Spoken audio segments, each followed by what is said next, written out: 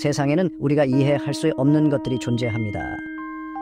밤에 이상한 소리를 내는 것들, 설명할 수 없는 것들 말이죠. SCP 재단은 이러한 것들로부터 우리를 보호하기 위해 존재합니다. 정부와 법의 테두리 밖에서 활동하는 비밀 조직입니다.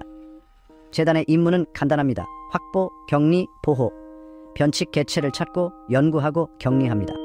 미지의 것들로부터 세상을 안전하게 지키는 것이 그들의 목표입니다. 재단은 그림자 속에서 끊임없이 일합니다. 우리가 이해할 수 없는 것들로부터 우리를 보호하죠. 우리는 그들의 활동의 전체 범위를 결코 알지 못할 수도 있습니다. 하지만 누군가 우리를 지켜보고 있다는 사실에 안심할 수 있습니다.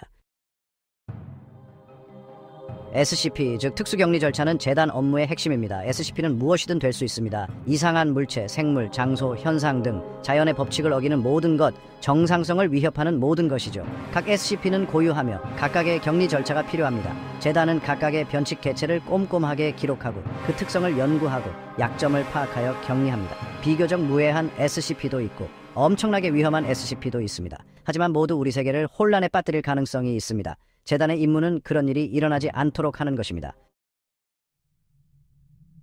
재단은 SCP를 분류하기 위해 등급 시스템을 사용합니다. 이 시스템은 격리 노력의 우선순위를 정하는 데 도움이 됩니다. 세 가지 주요 등급은 안전, 유클리드, 케테르입니다.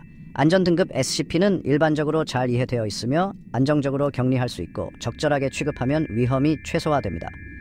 예를 들어 SCP-99 간지럼 괴물은 신체 접촉을 즐기는 크고 장난기 많은 덩어리입니다. 마치 푸딩 같죠. 유클리드 등급 SCP는 예측하기 어렵고 격리 절차가 복잡할 수 있으며 중간 정도의 위험을 초래합니다. 예를 들어 SCP-L73 조각상은 관찰되지 않을 때 움직이는 인간형 조각상입니다. 마치 장승처럼요. 케테르 등급 SCP는 가장 위험하며 격리가 어렵고 인류에 심각한 위협을 가합니다. 예를 들어 SCP-682 파괴하기 어려운 파충류는 매우 적대적이고 적응력이 뛰어난 거대한 생물입니다. 마치 불가사리 같죠. SCP 재단의 등급 시스템은 매우 중요합니다. 자원을 효율적으로 배분하고 가장 위험한 위협의 우선순위를 정하는 데 도움이 됩니다. 격리 절차는 처벌이 아니라 보호를 위한 것입니다.